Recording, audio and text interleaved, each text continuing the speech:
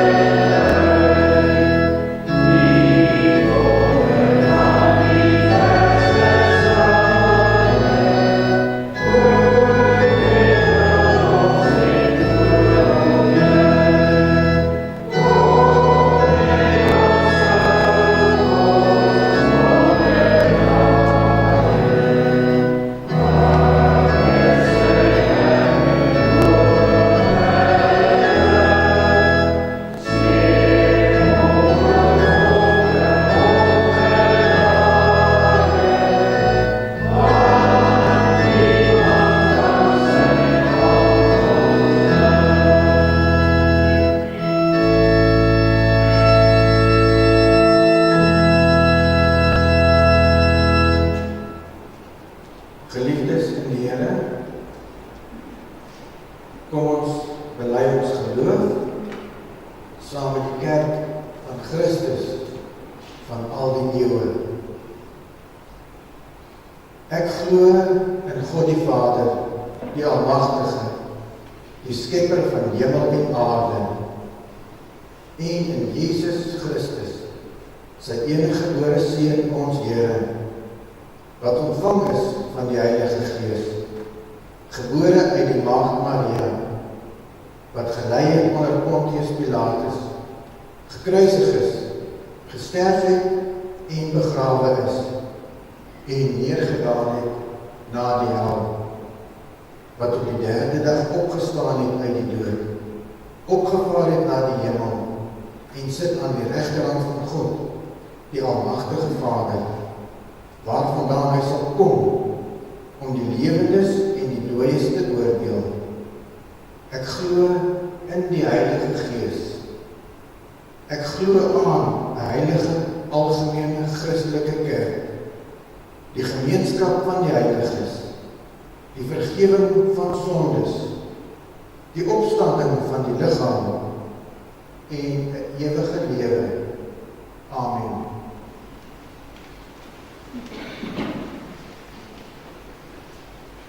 Kom ons luister na die wet van die Here.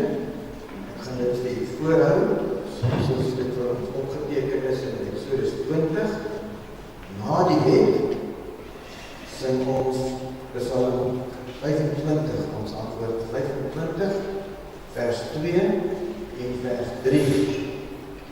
Vers 3, dink aan my in mededoe as ek biddend voor U pleit. Direk nadat ons na die wet van die Here geluister het.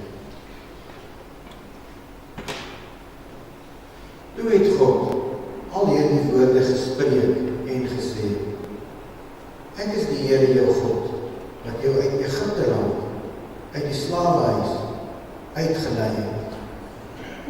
Jy mag geen ander gode voor my aangesig hê nie.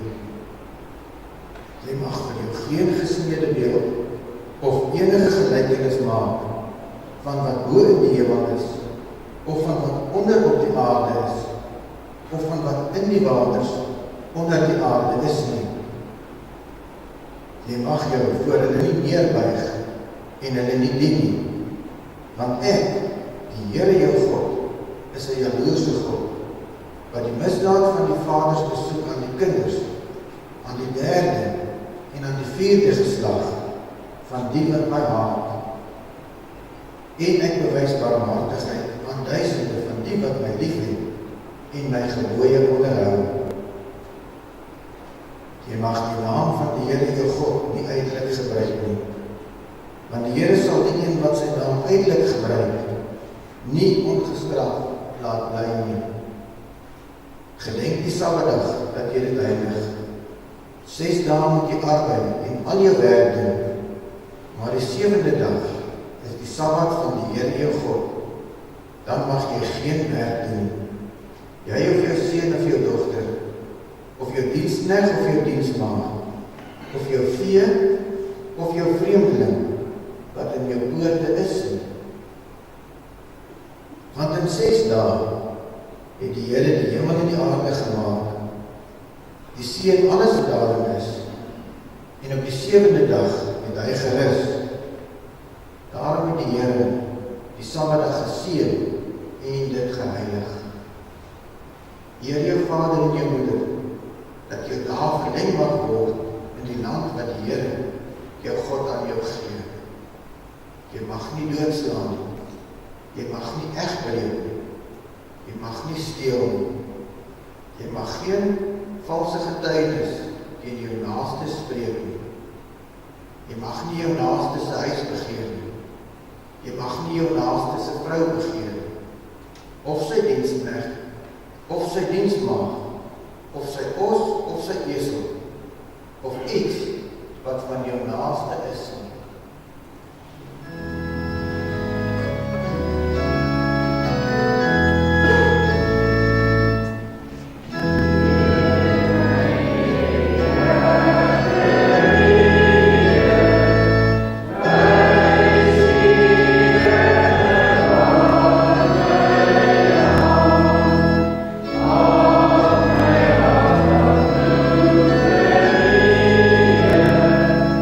Oh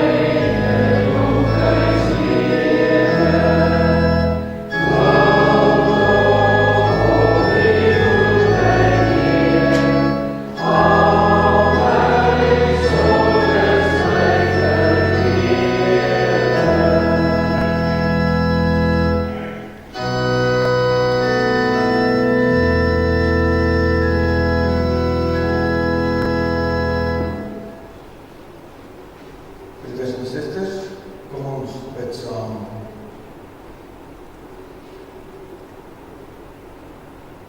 Onse Vader, wat in die hemel is,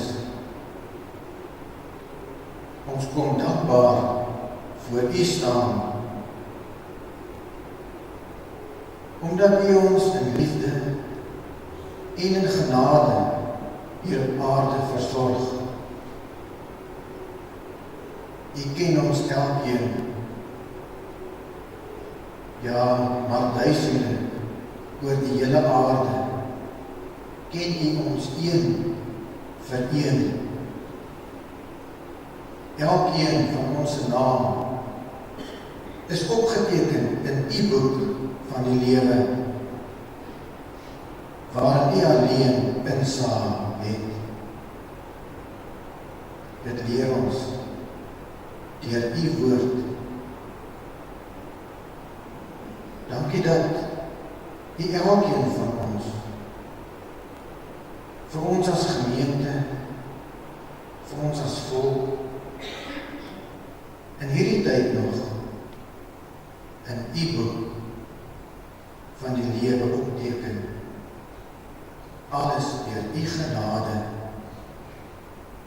niks deur ons verdienste nie. U laat elke dag U woord oor die hele aarde uitgaan, ook vandag. U maak U kerk elke dag oor die hele aarde by mekaar. Die wat U uitgekies het oor eeue heen, uitgekies het in groot stede, in afgeleë dorpe,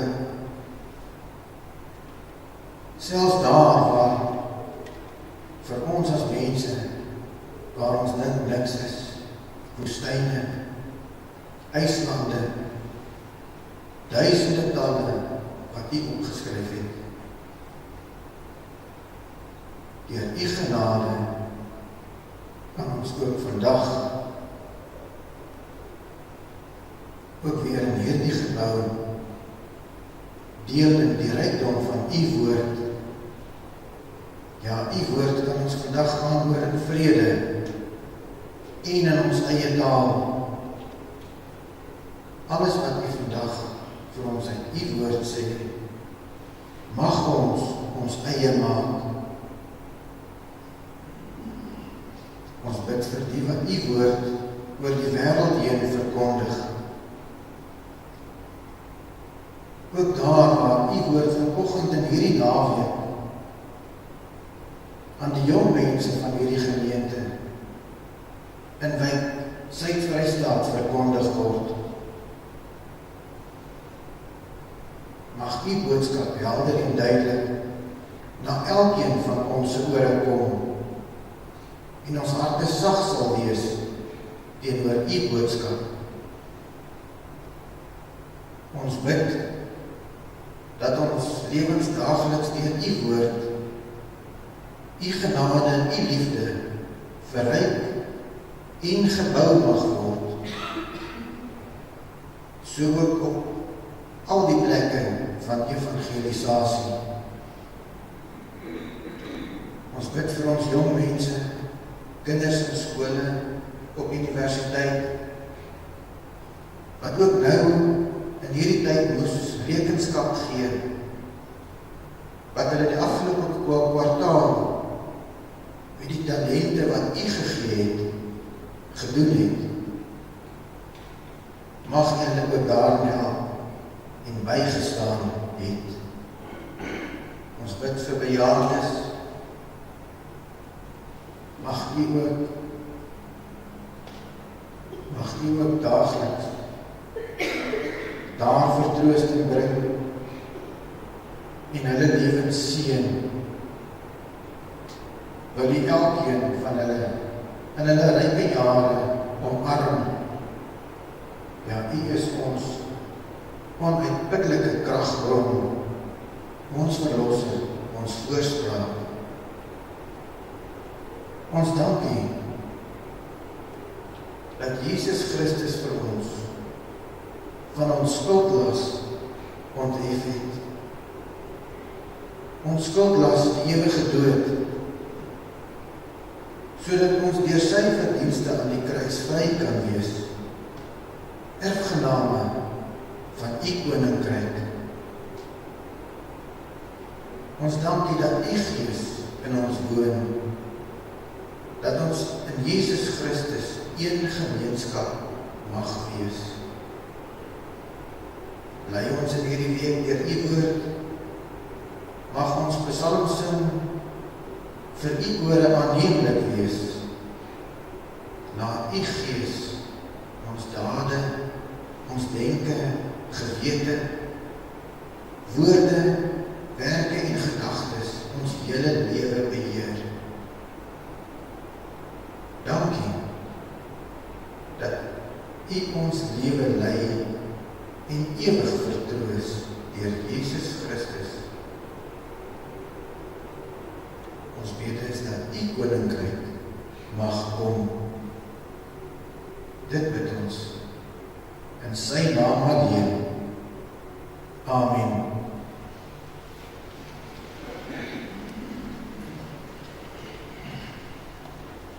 Op antwoord sing ons Psalm 116, vers 3, 4 en 5. Ek lees vir u slegs vers 5. U het my siel weer van die dood bevry. In droefenis droog u, o Heer, my trane. U lei my voet langs nuwe lewensbane, om in u lig te wandel, lewensbly.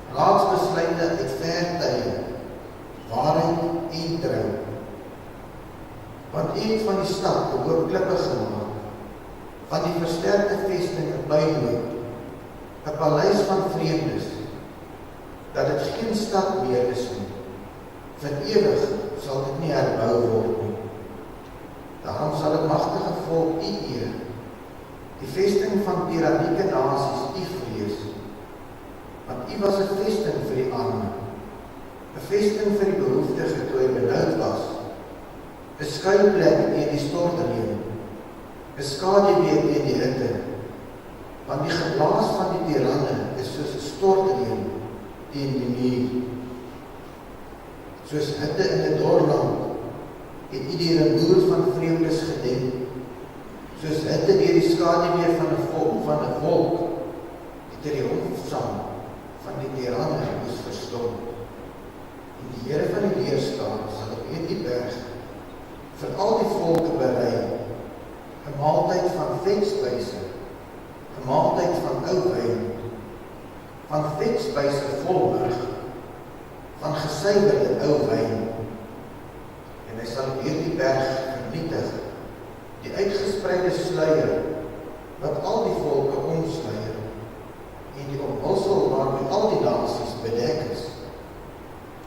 Hy sal die dood vir ewig vernietig en die Here sal die trane van die aangesigte afvee en hy sal die smaad van sy volk van die hele aarde af wegneem, want die Here het dit gespreek.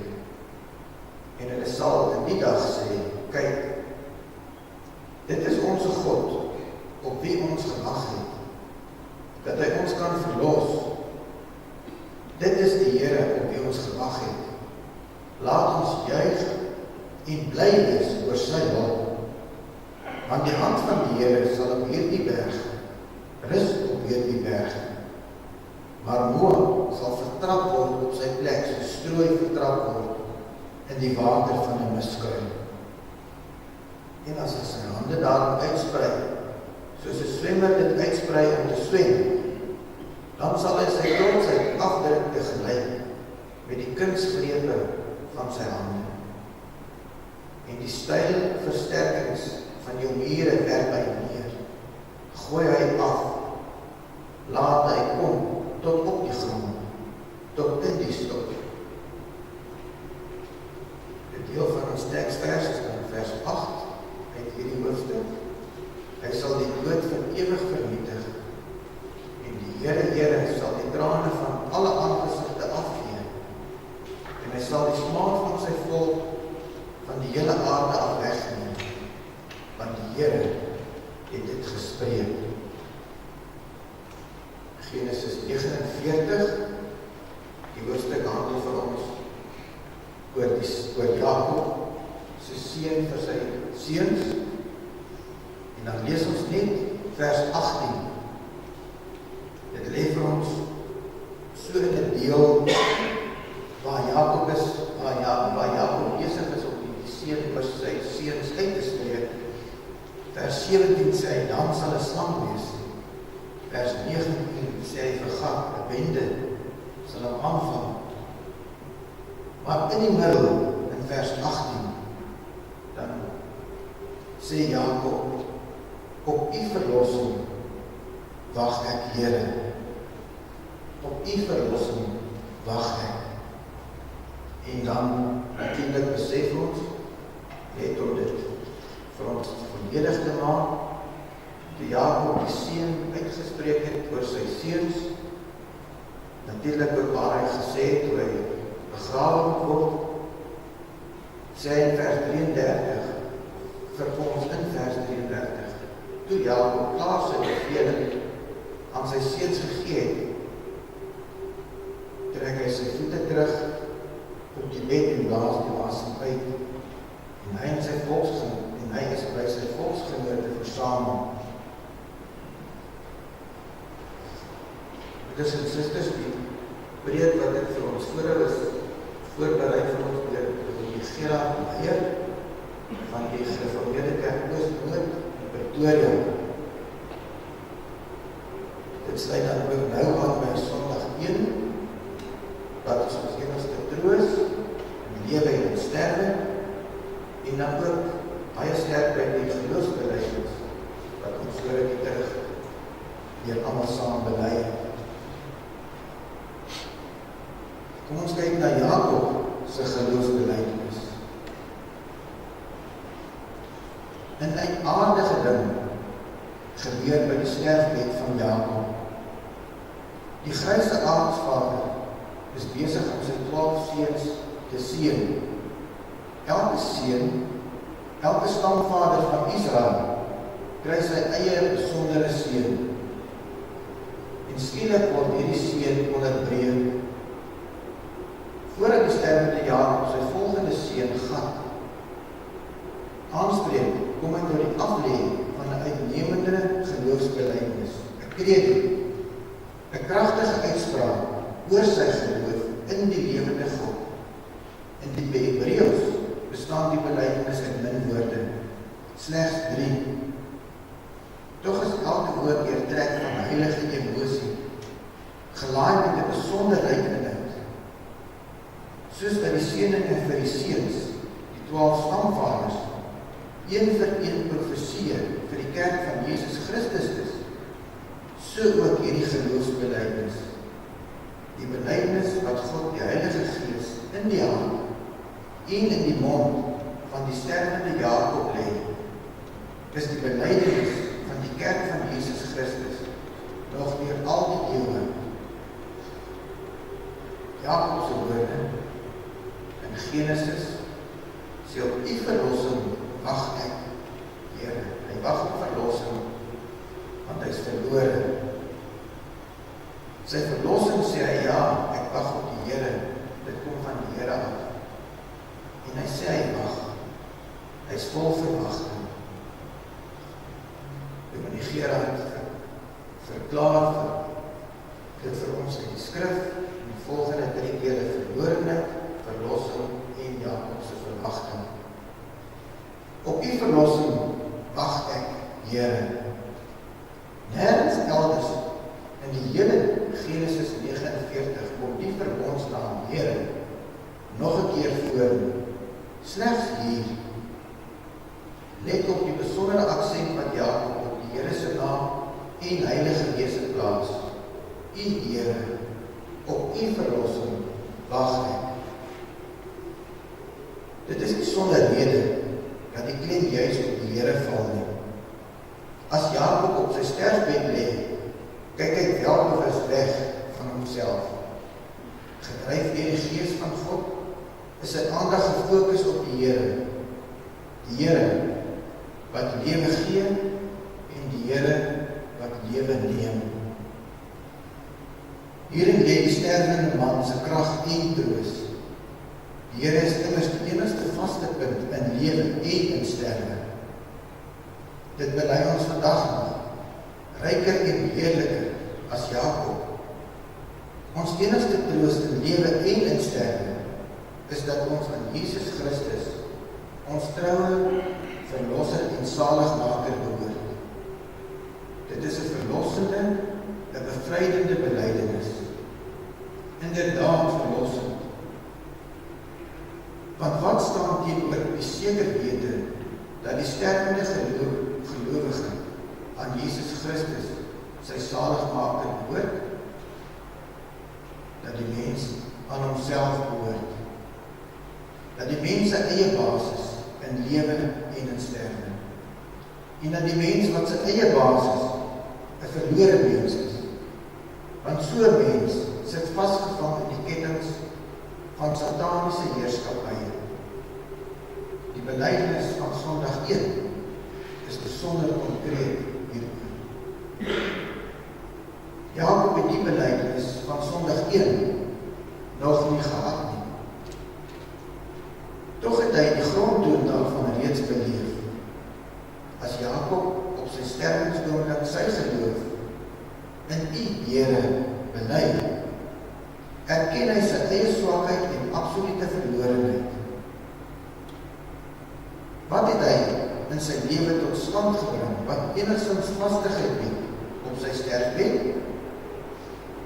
Nie teenstaande tonnenmate van genade by die troue verbondskap oor hom uitgegiet het Jakob in talle opsigte geval en gefaal. Sy lewensgeskiedenis is 'n aangrypende verhaal van menslike egoïsme, hebsug, selfverryking. As ons dit sê, dan sê ons dit met groot ywer. Want wie is ons om oordeele te vel oor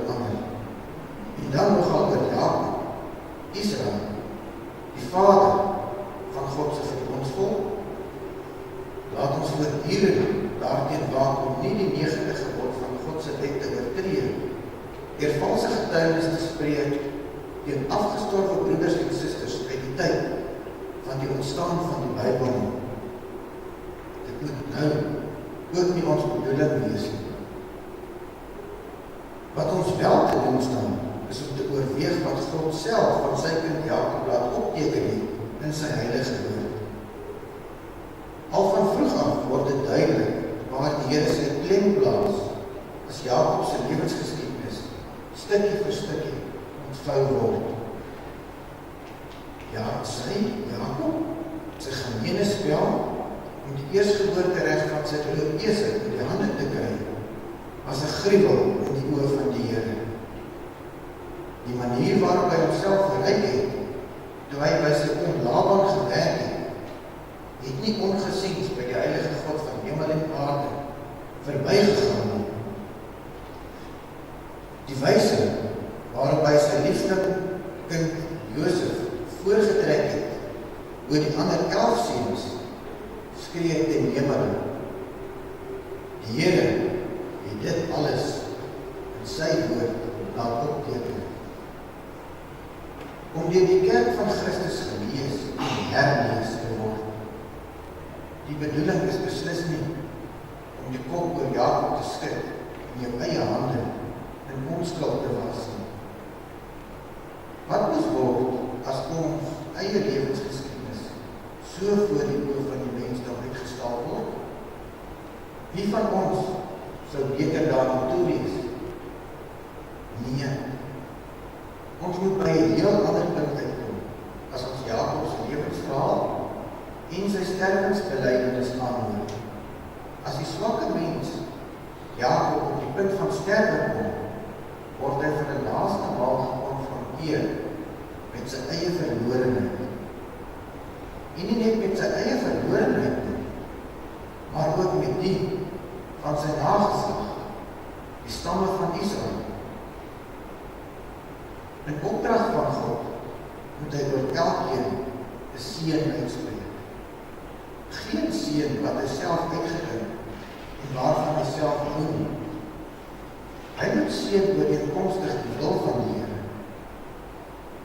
Wat het ons tot nou toe uit die verskillende seëninge aangehoor? Was dit alles heerlike boodskappe van voorspoed, rykdom en eer? Nee, alles behalwe. Vir Reuben, sy eerstgeborene, moet Jakob sê dat hy die vernaamste nie sal wees nie.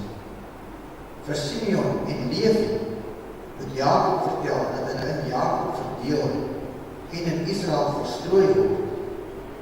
Vir Isaskar moet Jakob laat hoor dat hy 'n dwangarbeider gaan word.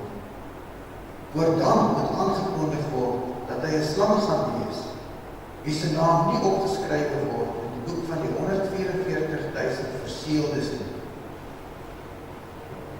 Dit is waar Jakob mag vir sy nageslag ook oor heerlike vooruitsigte profeteer.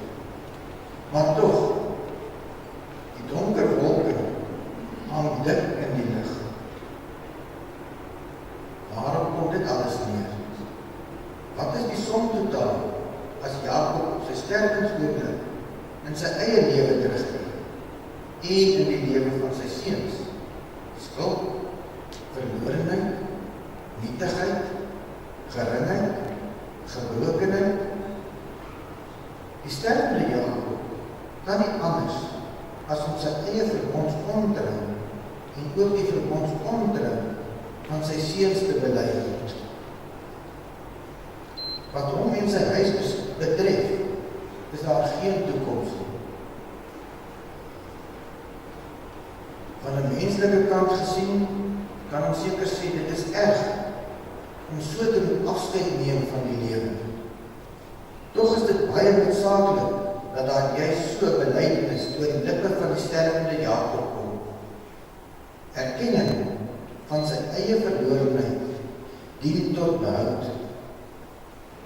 Jakob sê nie, ek, Jakob, en my 12 sterk seuns nie, maar Jakob bely,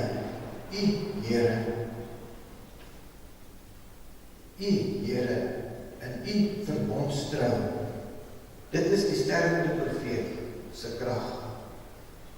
Dit is die krag van al die gelowiges deur al die eeue. Die Here het vir Job staande gehou op die ashoop. Die Here het Dawid regop gehou in die bediening van sy koningskap. Die Here was die behoud van Daniël en sy vriende in ballingskap.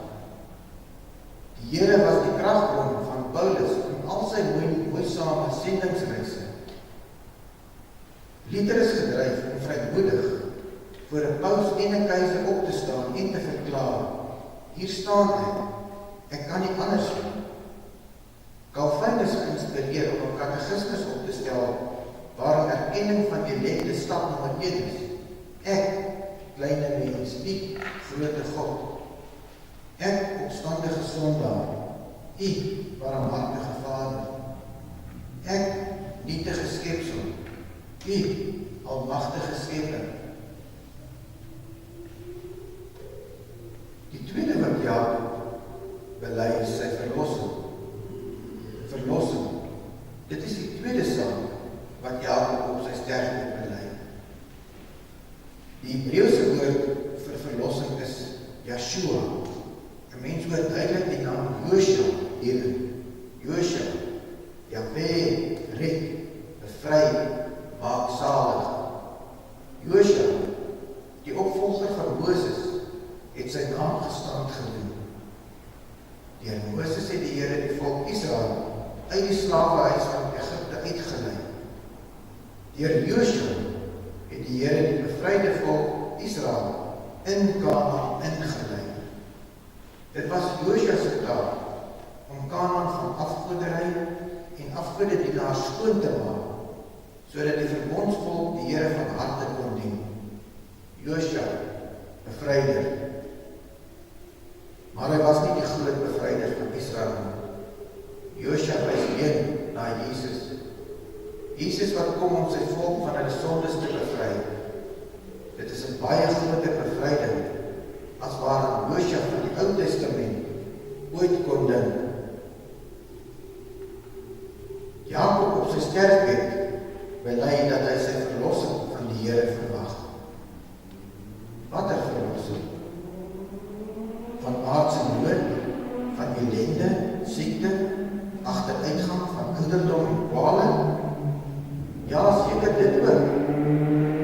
Maar meer as dit. Verlossing van uitsigloosheid, van bekommernisse, van wrogginge oor die verlede, van spanning oor sy nageslag. Ja, dit seker ook, eweneens. Maar nog meer as dit. Yeshua, die Here verlos, dui op twee groot dinge: op losmaak uit helse verlorenheid en die skenking van hemelse genade. Daarvan is die uittog uit die slawehuis van Egipte en die intog in die beloofde land Kanaan 'n skaduwee. Egipte is die teken van gevangenskap. Kanaan is 'n simbool van vry wees voor die aangesig van God. Tussen Egipte en Kanaan lê die 40-jarige woestynreis. Die pad van verlossing wat die Here met sy volk loop. Yeshua, die Here verlos, wys ten diepste op die werk van Jesus Christus ons Here. Hy het die hoogste hemel het hy neergedaal, self verneder tot in die diepte van die hel. Hy het die hel, die dood en die graf oorwin en die pad na die hemelse Kanaan het hy gebaan. Op sy pad van verlossing neem hy almal met ons saam wat hom van harte liefhet en glo.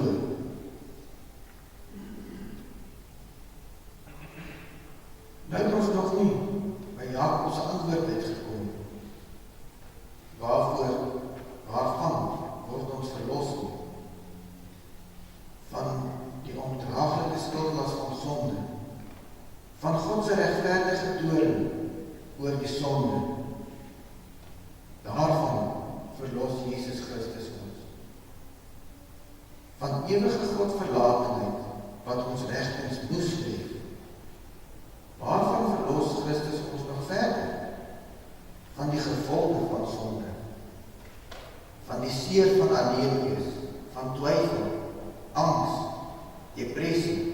uitsigloosheid. Hy verlos van egoïsme, jaloesie, van beterweterigheid, van eie waan, van traagheid, lamsakkigheid. Hy verlos God se kinders van alkoholisme, van werkolisme, van geldgierigheid en selfverryking. En waartoe verlos hy ons? Hy verlos ons om soos vrye kinders van God te leef, hier en nou. Hy verlos ons om by God, saam met God, voor God se aangesig te wandel, die hele dag, oral. Hy verlos ons om met ons denke en planne, ons dagtaak en harde werk, diensbaar te wees in die koms van God se koninkryk. Hy verlos ons om die wil van God te doen, met ywer en passie. Hy verlos ons om te midde van moeilike omstandighede in geloof te volhard en om in voorspoed dankbaar te wees. Hy verlos ons om te delf in sy woord en om daardie lewende woord as ligbaken voor ons uit te dra in 'n donker wêreld. En op Jakob se sterfbed, dan verlos hy ons permanent van sonde en agteruitgang en opstandigheid. Dan breek die oomblik van toegang tot die hemelse Kanaan vir God se uitverkore kind aan. Dit is 'n onbeskryflike stukvis. Hiervan profeteer Jakob op sy sterfbed. Op u verlossing wag ek, Here. Elke oomblik na hierdie belydenis, enkele oomblikke na hierdie belydenis, sterf Jakob. Dan breek die verlossing heerlik vir hom deur. Jare later sterf sy seuns, die een na die ander. Vir hulle breek die verlossing deur. Jakob se nageslag beerf die beloofde land Kanaan. Die verlossing word al heerliker. Christus kom, die groot verlosser. Die verlosser word werklik. Christus kom in die wolke van die hemel. Die verlossing word volkome. Met die oog op alles wat reeds gebeur het, en met die oog op alles wat nog moet kom, mag en moet ons geloof bely. Geloof in verlossing. Belangriker, geloof in die verlosser. Terwyl ons leef, en ook as ons tot sterwe kom. Daardie geloofsbelijdenis is ons onuitputlike kragbron, ongetwyfeld. Ons sluit af met Jakob se verwagting. Hy sê, ek wag, Here, ek wag op u verlossing. Wag het alles te doen met hoop. Hoop dui op 'n sekere wete dat iets gaan kom. 'n Mens weet net nie presies wanneer nie. So hoop ons op die wederkoms van Christus. Ons verwag sy koms op die wolke. Dat hy gaan kom, staan vas. Die hoop sal nie beskaam nie. Wanneer hy gaan kom, daaroor sal die Vader besluit. Jakob wag. Hy wag op sy toetrede tot die hemelse heerlikheid. Hy weet dat hy dit gaan ontvang. Nie teenstaande sy eie verlorenheid. Dit is alles genade. Hy reken onvoorwaardelik op die Here se vaste verbondsbeloftes, die Here se genade en die Here se liefde. Soos wat Jakob wag Jakob se nageslag, die volk Israel, ons. Dawid sing in Psalm 25, lei my in u waarheid en leer my, want u is die God van my heil, u verwag ek die hele dag.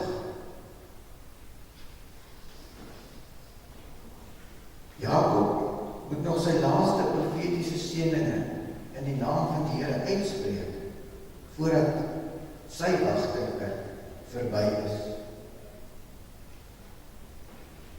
En in Jesaja hoor ons in vers 8 En hulle sal in die dag sê, kyk, dit is ons God, op wie ons gewag het, dat hy ons kan verlos. Dit is die Here, op wie ons gewag het. Laat ons juig en bly wees oor sy hulp. Daarom kan ons vandag ook sê, ons kan ook juig en bly wees oor sy hulp.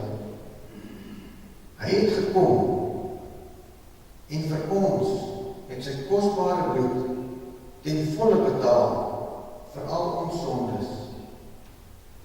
Ons troos is dat ons met liggaam en siel in lewe en in sterwe aan hom, ons getroue verlosser, Jesus Christus behoort. Maar Christus kom weer met die wolke van die hemel. Die verlossing word dan volkome. Daardie dag gaan ons geloofsbelijdenis oor in 'n aanskouing en in 'n belewenis. Saam met God, die Vader, die Seun, die Heilige Gees. In die ewige Kanaan. Amen. Kom ons bid saam.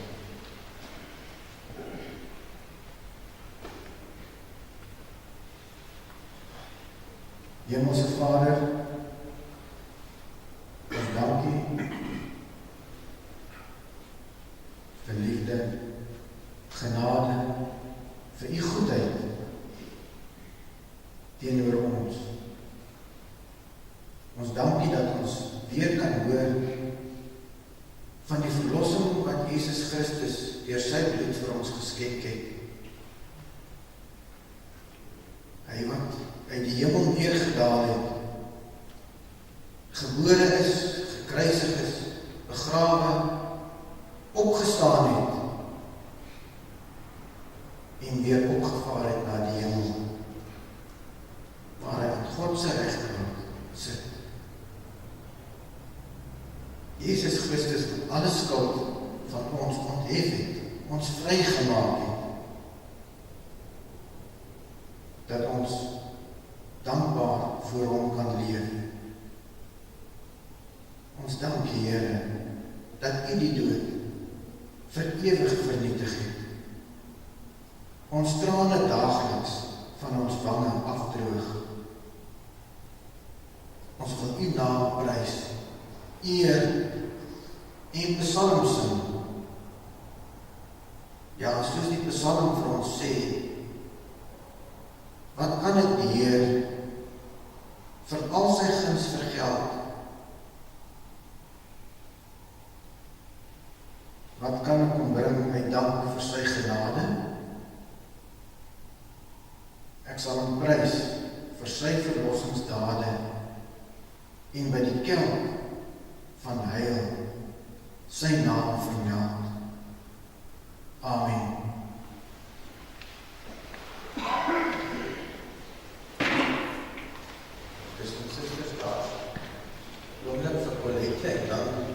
Sluit ons af met Psalm 48, vers 4 en 5, ek sal vir deel lees met nader begrafenis. Begrafenis.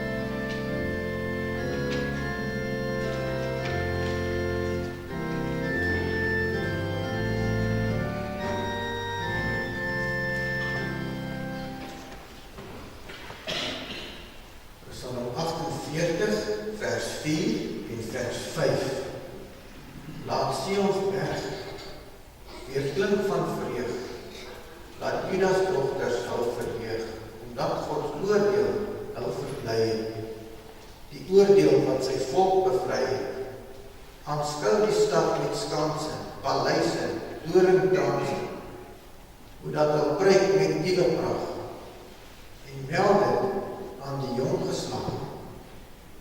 Die God is ons God, en hy sal tot die dood toe ons gelei.